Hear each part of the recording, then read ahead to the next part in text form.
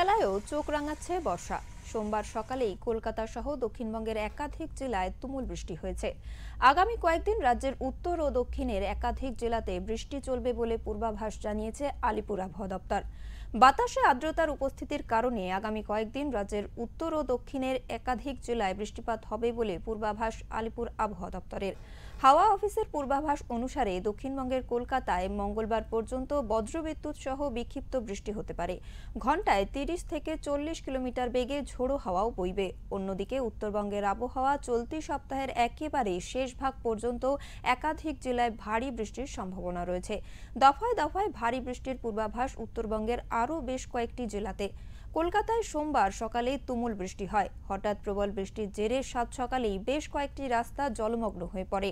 সোমবার কলকাতায় বজ্রবিদ্যুৎ সহ বৃষ্টির আরও সম্ভাবনা রয়েছে বলে জানিয়েছে হাওয়া অফিস।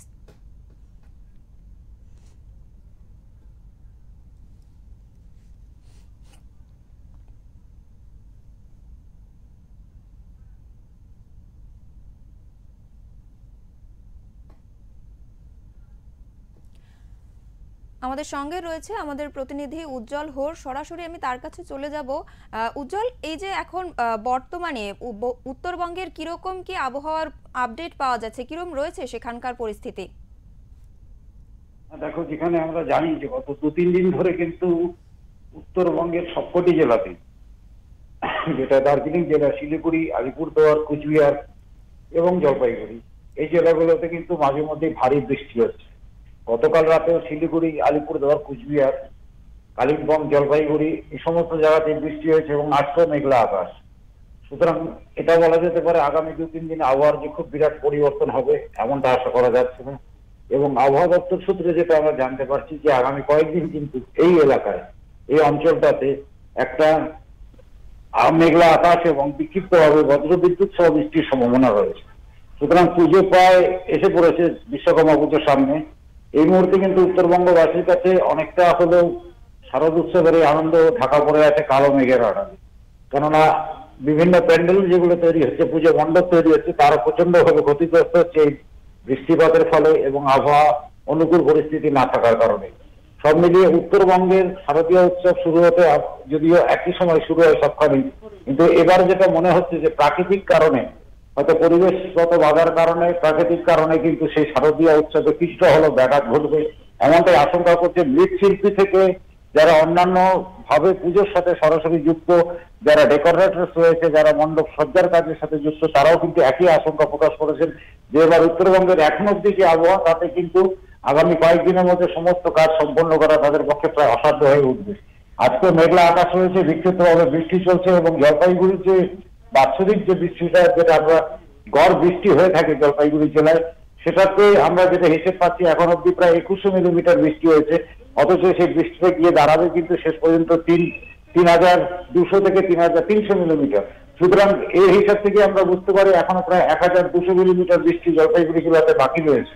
সুতরাং এই বৃষ্টিটা অক্টোবরের মাঝামাঝি বা অক্টোবরের 10 তারিখের মধ্যে কিন্তু এই বৃষ্টিটা হয়ে যাওয়ার কথা। সেই দিক দিয়ে বিচার করলে আমরা দেখতে পাচ্ছি যে উত্তরবঙ্গে এবার শারদ উৎসবে কিন্তু অনেকটাই ব্যাঘাত ঘটাতে পারে এই প্রাকৃতিক দুর্যোগ সাথে বৃষ্টি। একদমই, অনেক ধন্যবাদ উজ্জ্বল তোমাকে। আমাদের এই পরিস্থিতি, এই যে বৃষ্টির যে চলছে, এর দিকে আমাদের নজর থাকবে।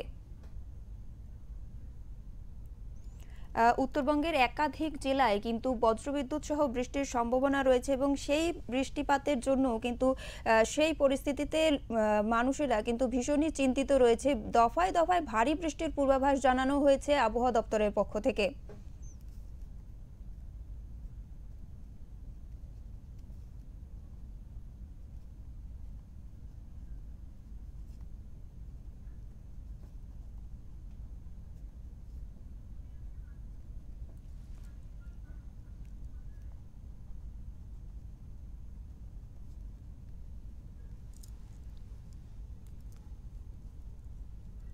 উত্তরবঙ্গের পাশাপাশি জেনে নেব কলকাতার আবহাওয়া কেমন থাকবে। আমাদের সঙ্গে রয়েছে আমাদের প্রতিনিধি সঞ্জয় রায়চৌধুরী। সঞ্জয়, আমি জানতে চাইবো, এই যে আজকে সকাল থেকেই একদম বিক্ষিপ্তভাবে বৃষ্টিপাত শুরু হয়েছে একদম, আর প্রাক দুর্গাপুজোর একদমই হাতে গোনার কটা মাত্র দিন রয়েছে, তার আগে এই যে বৃষ্টি, এটা কতটা চিন্তার মুখে ফেলছে শিল্পীদের? এবং কলকাতায় বৃষ্টি হলে যেটা দেখা যায় যে একাধিক জায়গায় জলমগ্ন হয়ে পড়ে, বর্তমানে এখন কিরকম কি পরিস্থিতি রয়েছে আমাদের সবিস্তারে জানাও।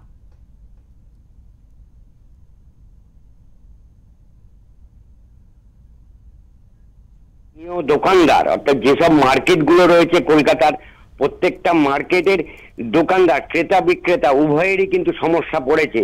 এবং এর মধ্যে তোমাকে জানাই, গতকাল থেকে যে বৃষ্টি শুরু হয়েছে এবং সেই বৃষ্টির প্রভাব গতকাল রাত থেকে কিন্তু ক্রমশ বেড়েছে, অর্থাৎ বলা যেতে পারে ভোর রাত থেকে, এবং সকালের দিকেও বেশ কয়েক পশলা তীব্র বৃষ্টি হয়েছে। এর ফলে উত্তর কলকাতা এবং মধ্য কলকাতার বেশ কিছু নিচু এলাকা জল জমে গেছে, যেমন কলেজ স্ট্রিট, ঠনঠনিয়া, এবং এর পাশাপাশি সংলগ্ন কিছু স্থানে কিছু গলিতে, ছোট ছোট গলিতে, মেন জাতীয় সড়ক যেগুলো আছে সেই গাড়ি চলাচলের সড়কে অতটা জল না জমলেও কিন্তু গলিগুলো এফেক্টেড, এক প্রকার জল জমেছে, ওয়াটার লগিং হয়ে গেছে। এর ফলে স্থানীয় মানুষজনদের অফিস কাছারি এবং স্কুল কাছারি, কলেজ যেগুলো খোলা আছে সেখানে যেতে কিন্তু বিস্তর অসুবিধা, জল পাড়িয়ে তাদের যেতে হচ্ছে। এবং এর পাশাপাশি তোমাকে বলি যে পুজোর যেহেতু আর কটা দিন বাকি আছে, ঠাকুরটা পুরোপুরি কমপ্লিট হয়ে গেছে, রং করার যে বিষয়টা এখন চলে এসেছে, সেই রং কিন্তু তারা করতে পারছেন না, রং শুকোচ্ছে না। তারা যথাসম্ভব চেষ্টা করছে ব্লু ল্যাম্প দিয়ে, অর্থাৎ মানে অত্যাধুনিক যে ব্লু ল্যাম্প আছে সেই ব্লু ল্যাম্পের সাহায্যে আগুন দিয়ে তাকে ঠাকুরের প্রতিমা শুকিয়ে রংটাকে ধরবার জন্য। এবং আবহাওয়া দপ্তর সূত্র থেকে যেটা আমরা জানতে পারছি, এটা একটা নিম্নচাপ ফের আবার সৃষ্টি হয়েছে বঙ্গে। তার ফলে দক্ষিণ কলকাতায় বৃষ্টি, উত্তর কলকাতায় বৃষ্টি এবং উত্তরবঙ্গেও বৃষ্টির প্রভাব, কিন্তু সর্বত্র বৃষ্টির প্রভাব সমান না দেখা গেলেও কিন্তু বৃষ্টি এক প্রকার হচ্ছে, এইটাই তোমাকে বলা যায়। এবং আগামীকালও এই বৃষ্টির প্রভাব থাকবে, যেটা আমরা আবহাওয়া দপ্তর থেকে জানতে পারছি। ধন্যবাদ সঞ্জয় তোমাকে। আমরা আরো যেখান থেকে জানতে পারলাম যে এই যে কলকাতাতে সকাল থেকেই যে বৃষ্টির প্রভাব রয়েছে, তাতে কিন্তু ভীষণভাবেই সমস্যায় পড়েছেন যেরকম নিত্যযাত্রীরা, সেরকম কিন্তু মৃৎশিল্পীদেরও এই সময় কাজ করতে ভীষণই অসুবিধা হচ্ছে, কারণ বৃষ্টির এই আবহাওয়ায় তারা ঠাকুরের রং শোকাতে ভীষণভাবেই সমস্যায় পড়তে হচ্ছে তাদের। এবং বিভিন্ন জায়গায় যেমন কলেজ স্ট্রিট, ঠনঠনিয়া, বিভিন্ন জায়গায় জল জমে গিয়েছে এবং তাতে সমস্যায় পড়তে হচ্ছে যাত্রীদের এবং এলাকাবাসীদের।